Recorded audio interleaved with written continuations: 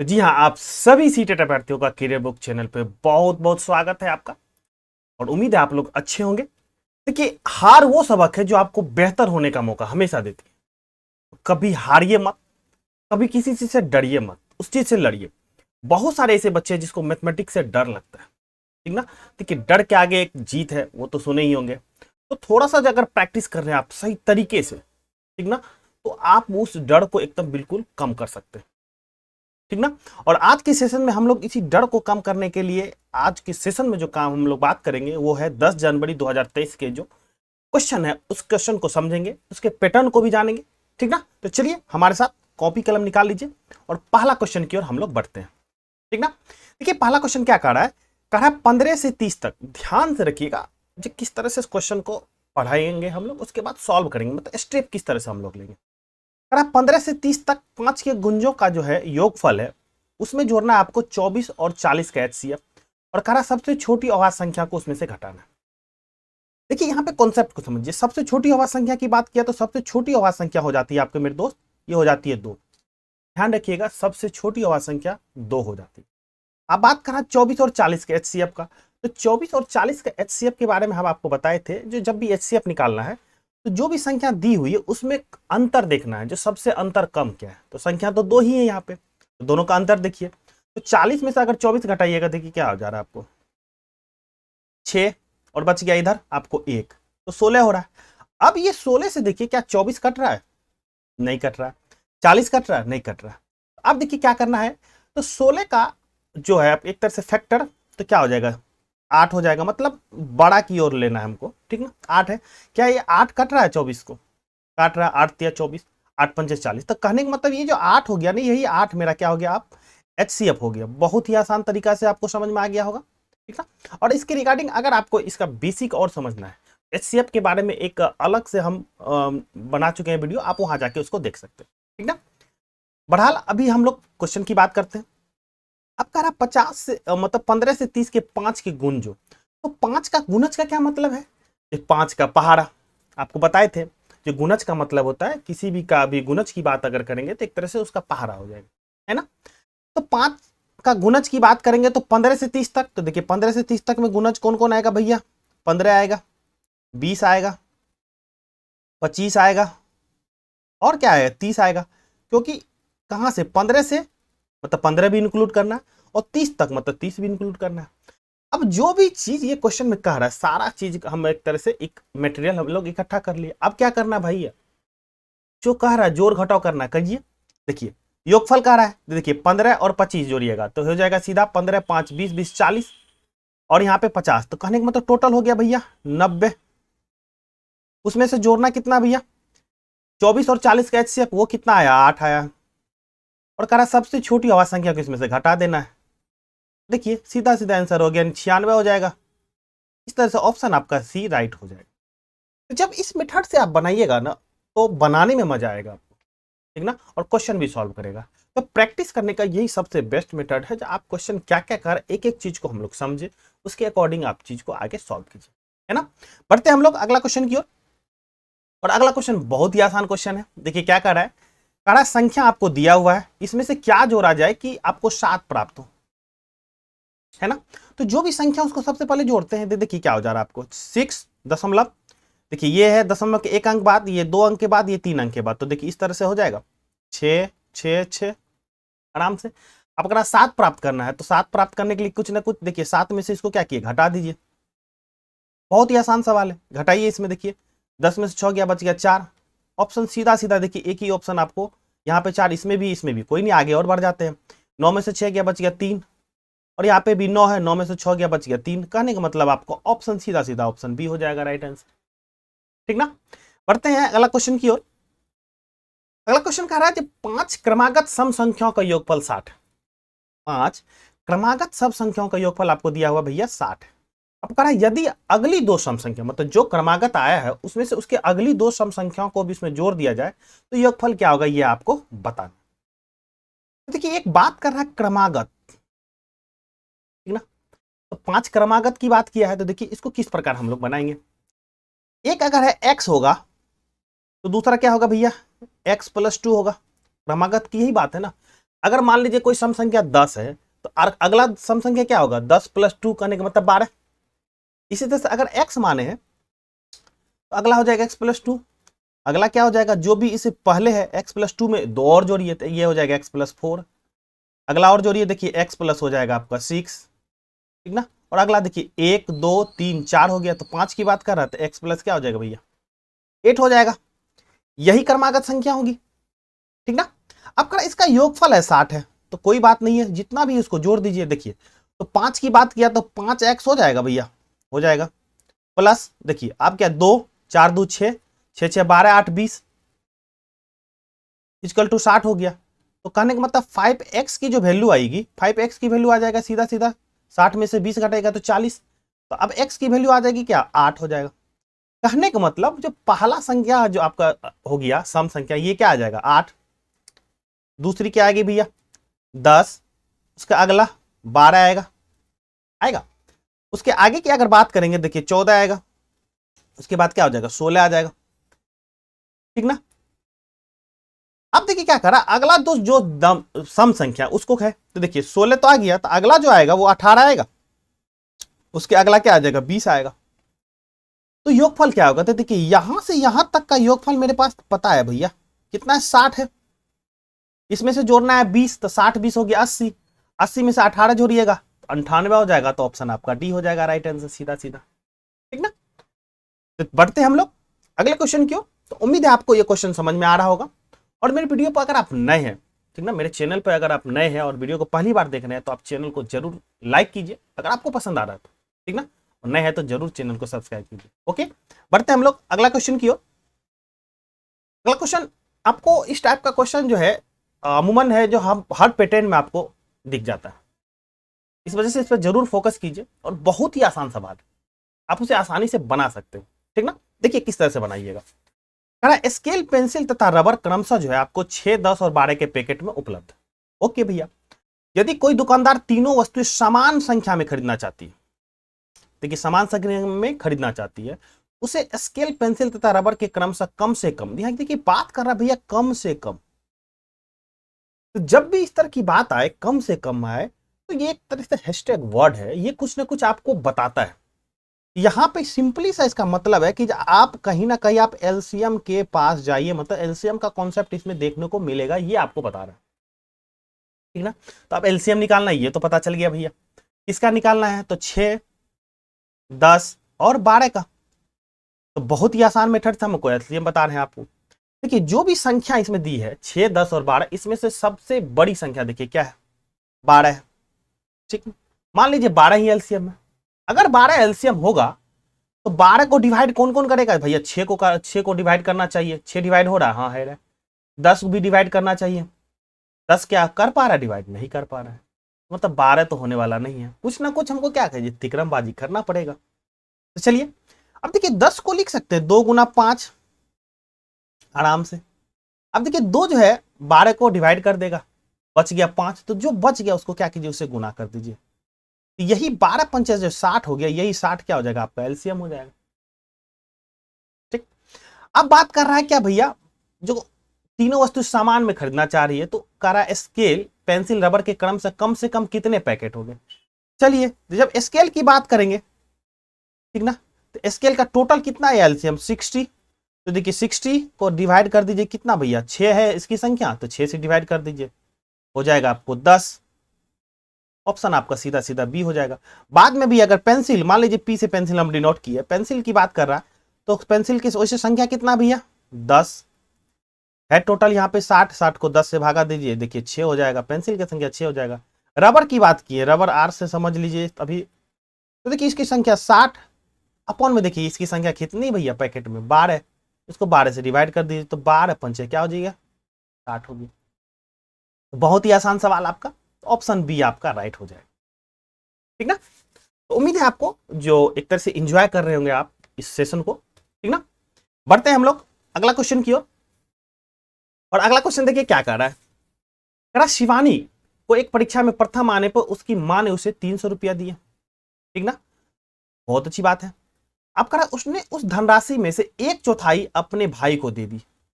ठीक ना। जो राशि उसको 300 रुपया मिला उसका 1/4 अपने भाई को दे दिए। तो भाई को कितना दिया, भाई मतलब 20 समझ लेते हैं एक, ठीक ना। 300 का 1/4 कहने का मतलब 300, 1/4 1/4 हो जाएगा। देखिए ये हो जाएगा सीधा सा 4 7 28, उसके बाद 5 मतलब कहने का मतलब 75 हो जाएगा। और आपसे एक यहाँ पे एक गुजारिश है, जैसे 300 का 1/4 तो सिंपली आप 75 लिख दीजिए, दिमाग में कैलकुलेट कर दीजिए, कॉपी मत चलाइए, मतलब कॉपी पे पेन मत चलाइए, कोशिश कीजिए, ट्राई कीजिए, प्रैक्टिस कीजिए इस चीज का, ठीक ना। जो कैलकुलेट इस तरह से करें, जो बहुत सारा कैलकुलेशन आप माइंड में करने का प्रैक्टिस कीजिए, बहुत आपको यूजफुल होगा ये, है ना।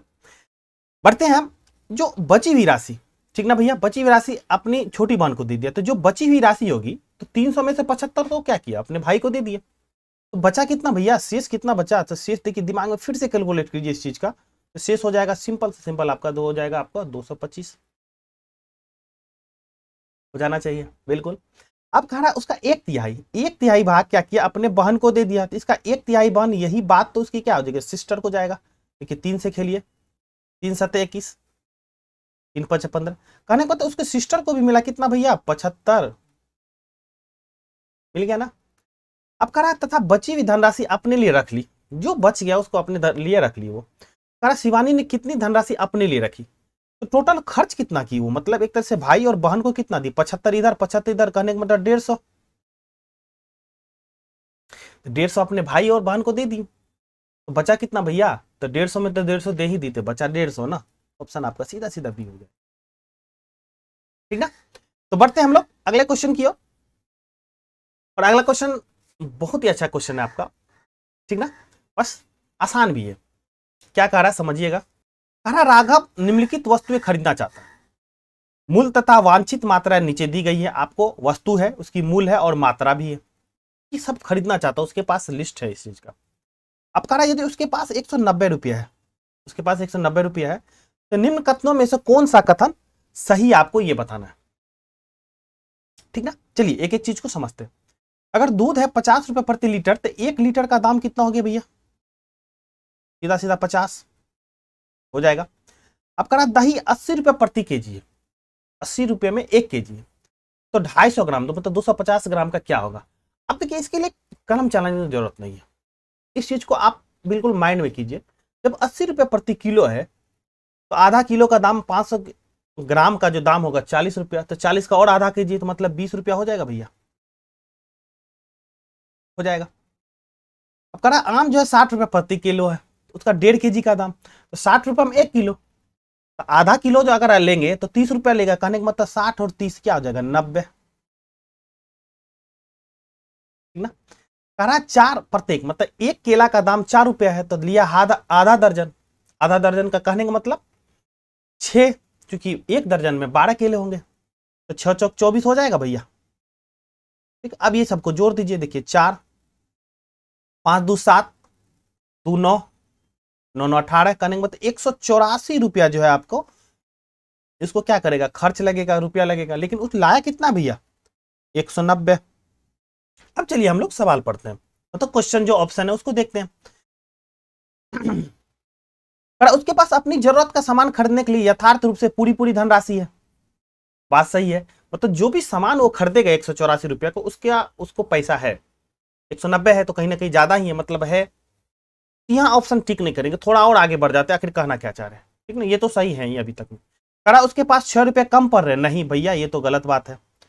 करा उसके पास 4 रुपए शेष बच रहे हैं, तो ये भी गलत बात है।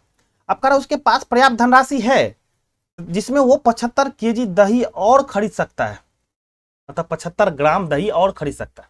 देखिए बचा कितना है भैया, 6 रुपया शेष बचा है ना, तो क्या ये 6 रुपया में 75 ग्राम दही खरीद सकता है या नहीं खरीद सकता, ये मुझे जांचना है, ठीक ना। देखिए जब 80 रुपये प्रति किलोग्राम है, तो कहने का मतलब अगर 100 ग्राम की बात करें तो 100 ग्राम का क्या होगा 8 रुपये, 100 ग्राम का 8 रुपया हो जाएगा ना, सिंपली है। 1000 ग्राम मतलब 80 रुपया, तो 100 ग्राम का होगा क्या 8 ही रुपया होगा, फैक्ट है। अब देखिए तो जब इसमें 75 ग्राम की बात करेंगे तो सिंपल सा 75 ग्राम का क्या हो जाएगा 6 रुपया हो जाएगा। नहीं समझे बताते हैं आपको, देखिए 100 की बात कर रहा है दोस्त, तो 100 की बात कर रहा है तो कितना हो गया 8 रुपया, अगर 1 की बात करेगा तो 8/100 हो जाएगा, ठीक ना। जब 75 की बात करेगा तो 75 ऊपर हो जाएगा। यही कहानी है। देखिए 25 चौका 25 तिया, 4 दूना 8, तो बच गया क्या भैया, 3 दूना 6 हो गया। देखिए 6 रुपया।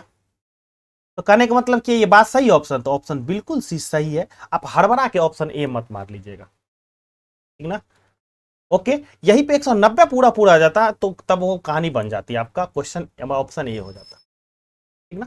तो इस तरह से पैटर्न को जब आप बढ़िएगा प्रैक्टिस करने वक्त, तो सवाल बनेगा भी, मजा भी आएगा और आपका नंबर भी आएगा और सिलेक्शन तो होगा ही, है ना। तो बढ़ते हैं हम लोग अगले क्वेश्चन की ओर। अगला क्वेश्चन देखिए बहुत ही आसान क्वेश्चन है, क्योंकि इस तरह के क्वेश्चन आप बहुत बार कर चुके हैं, ठीक ना। करना क्या है भैया, समकोण की बात कर रहा है, तो समकोण का सिंपल सा मतलब है, समकोण वो होता है 90 डिग्री, ठीक ना। समकोण की अगर बात करें तो समकोण होता है हमेशा आपको 90 डिग्री के बराबर होता है। अब बात कर रहा है 3 समकोण, तो 3 समकोण का मतलब 3 गुना 9, 9 तिया 27, 270 डिग्री होना चाहिए। ये ऑप्शन तो खत्म हो जाएगा। तो इस तरह से आप चेक करते जाइएगा। 2 समकोण की बात कर रहा है तो 2 समकोण कितना हो गया, मतलब एक समकोण 90, 2 गुना 90 कीजिएगा तो 2 गुना 90 हो गया आपको कितना, 9 दूना 18, 180 डिग्री, ठीक ना। इसका ऑप्शन आप जो है कमेंट में दीजिए। बहुत ऐसे बच्चे हैं जो बनाते तो हैं लेकिन कमेंट में आप आंसर नहीं देते हैं। आपसे हम्बली रिक्वेस्ट है कि आप जरूर कमेंट में अपना आंसर दीजिए। अगर आप सही मायने में आप तैयारी कर रहे हैं, सही मायने में, तो आप आपका एक एक क्वेश्चन का जो प्रैक्टिस है वो आपको आपके एक एक नंबर बढ़ाएगा, कॉन्फिडेंस बढ़ाएगा, ठीक ना। तो आप जरूर इसका कमेंट में इसका आंसर दीजिए, ठीक ना। बढ़ते हैं हम लोग अगला क्वेश्चन की ओर।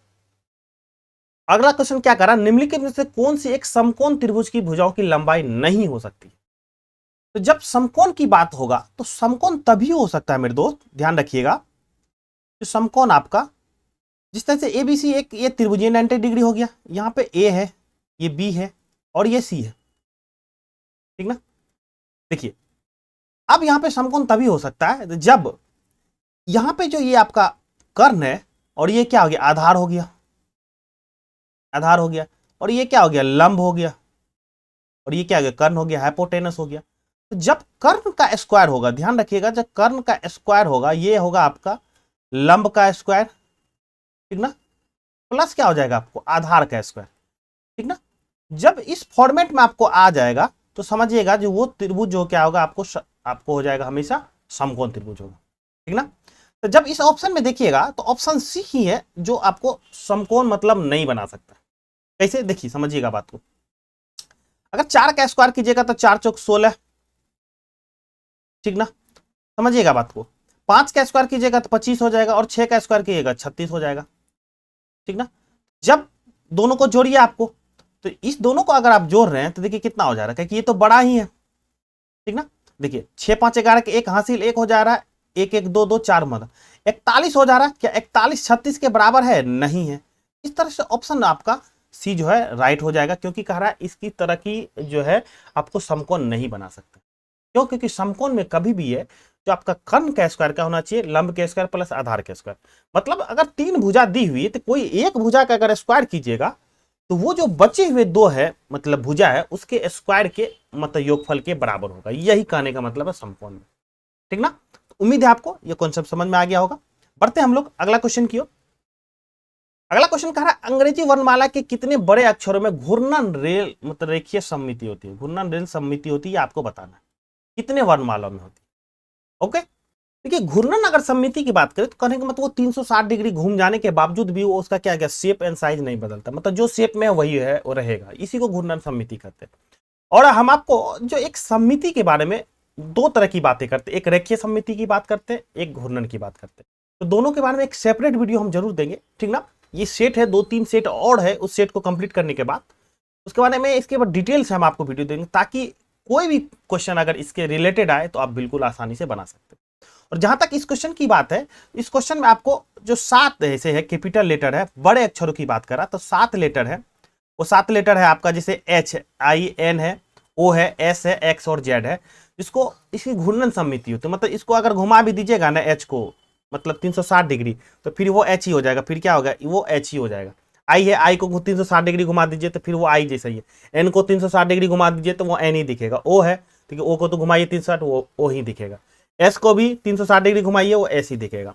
एक्स को भी वही हाल है और जेड का भी वही हाल है, ठीक ना। इस तरह से टोटल उसकी संख्या जो आपको भैया 7 है, ठीक ना।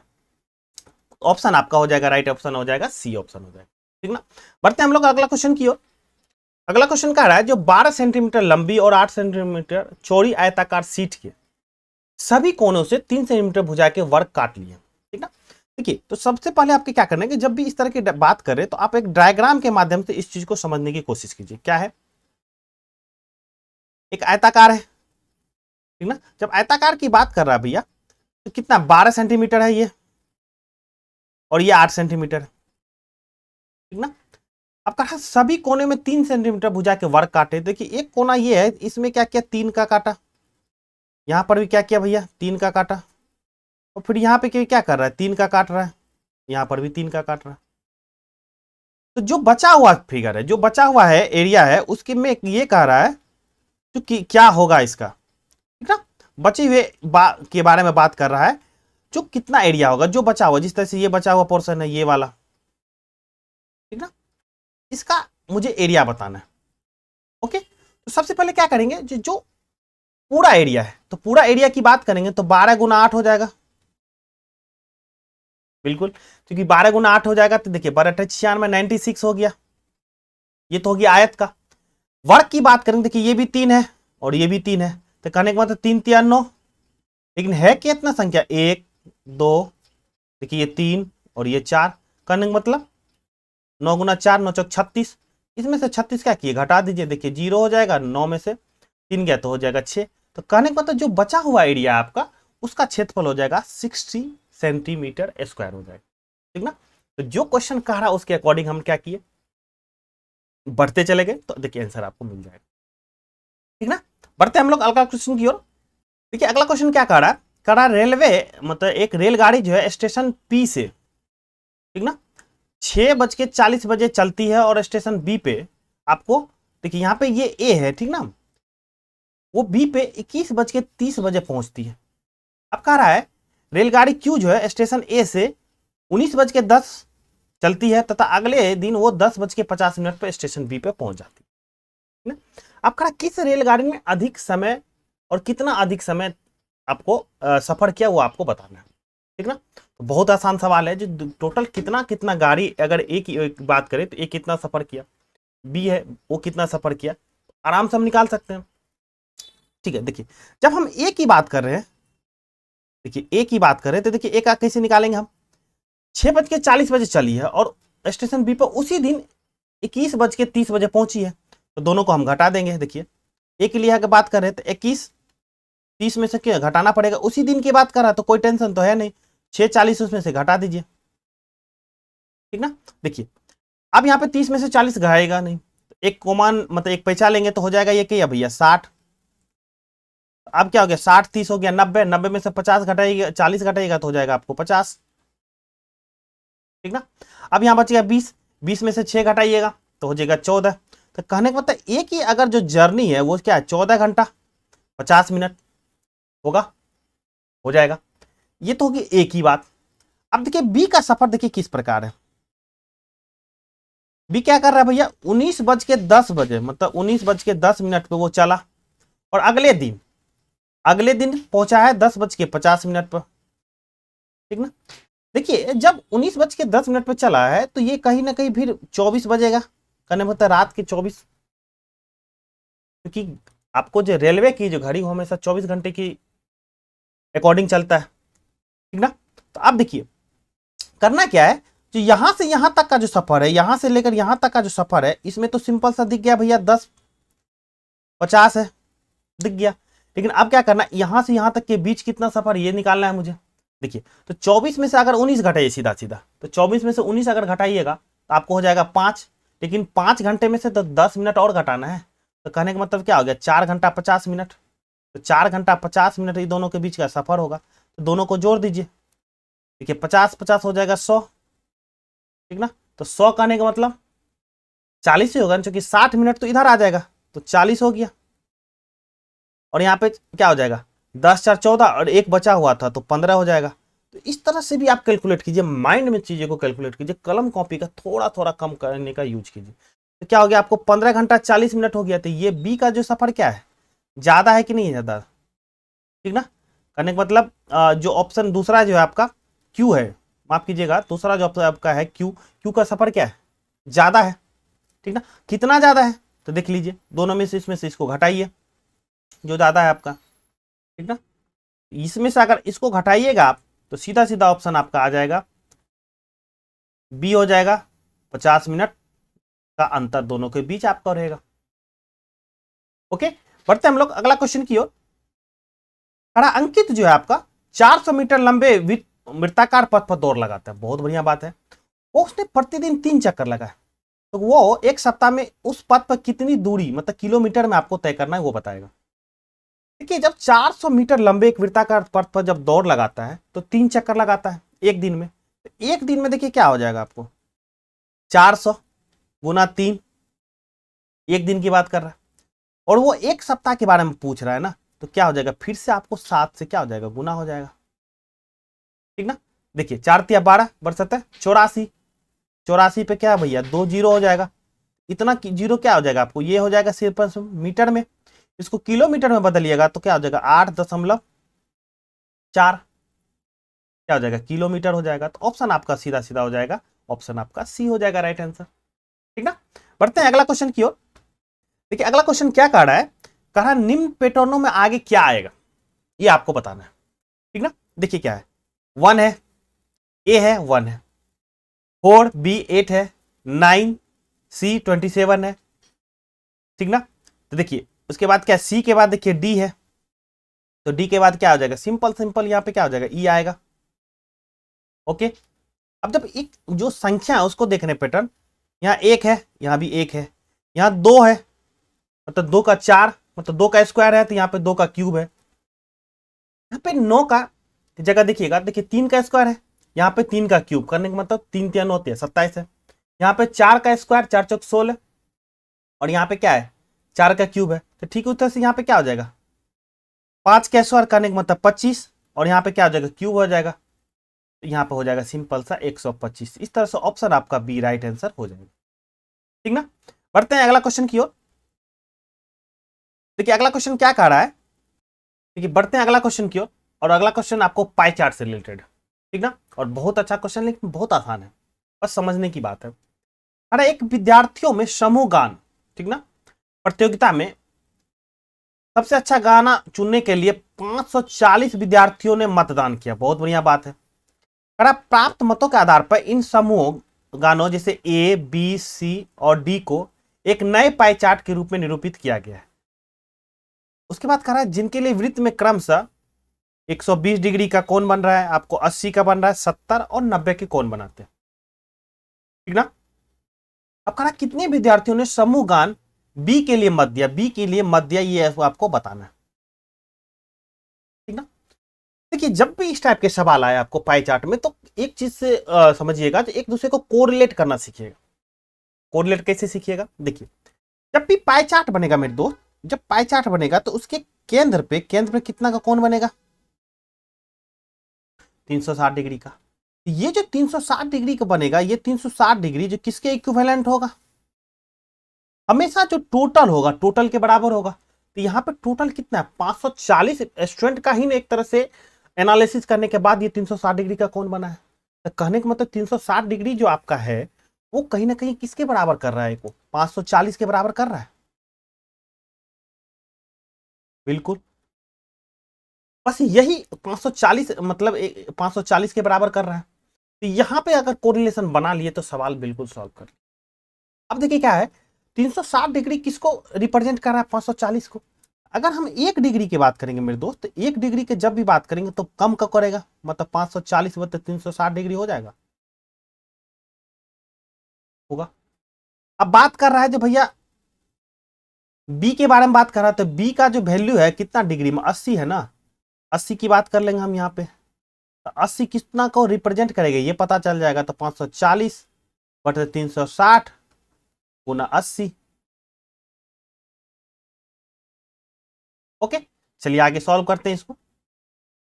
0 0 खत्म, 9 चौक 36, 9 छाके 54, खत्म। ठीक है, 4 से अगर काटिएगा तो 4 से ये 20 टाइम में, तो यहाँ पे हो जाएगा 6 दूना 12, 120 हो जाएगा। तो कहने का मतलब 120 जो है आपका राइट ऑप्शन हो जाएगा, ऑप्शन आपका बी हो जाएगा। ठीक ना। तो जब इस स्टेप बाय स्टेप आप चीजों को करिएगा तो बिल्कुल आसान भाषा में आप आसान तरीके से बना सकते हैं। ठीक ना। तो आज के सेशन के लिए इतना ही, फिर मिलेंगे हम लोग एक नए सेशन में नए कॉन्सेप्ट के साथ। तब तक के लिए धन्यवाद। हाँ, प्रैक्टिस जरूर करते रहिए मेरे दोस्त। ठीक ना, जो भी आपको बनाने के लिए बोला गया है आप उसे बनाइए, कमेंट के माध्यम से शेयर जरूर कीजिए। ठीक ना, इस बहाने आपका प्रैक्टिस हो जाएगा, कॉन्सेप्ट समझ में आएगा और ज्यादा मजा आएगा। ठीक ना।